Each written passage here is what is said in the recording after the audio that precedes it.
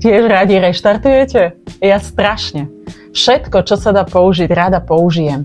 Ak to vložíme do správneho konceptu, bude to aj fungovať. Čiže všetko, čo sa vám v interiéri zdá, že už to tam dávno nemalo byť, možno to tam zachovám. Ale cieľom je, aby som vytvorila naozaj kvalitné kombinácie, nadčasový interiér a aby ste sa tam už konečne dobre cítili.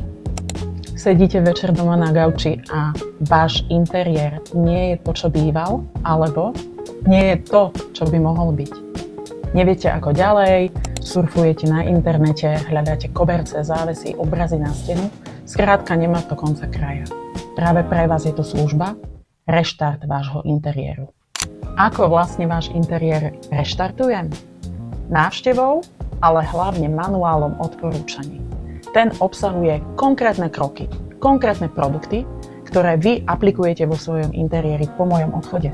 Aby ste si vedeli predstaviť, čo to znamená, tak budú tam napríklad nové svietidlá, alebo naopak svietidlo, ktoré vám stále chýba pri gauči, alebo konkrétne čísla odtieňov stien, ktoré sa hodia práve k tej vašej podlahe alebo nábytku. Linky na závesy, záclony, stolíky, dekorácie a obrazy, ktoré už dávno mali nad vašim gaučom visieť.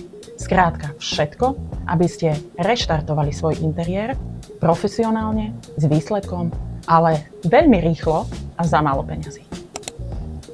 Aha, že manželovi sa do reštartu interiéru nechce? Nechce maľovať, alebo nechce zložiť skrinku, ktorú z IKEA donesiete? OK, dobre. Spoľahliví remeselníci, moji kolegovia vám s týmto radi pomôžu. A toto je tiež súčasťou manuálu odporúčaní pre váš reštart interiéru. Aby bol reštart interiéru naozaj rýchly, dohodnite si moju návštevu čo najskôr. DR sa mi plní rýchlo.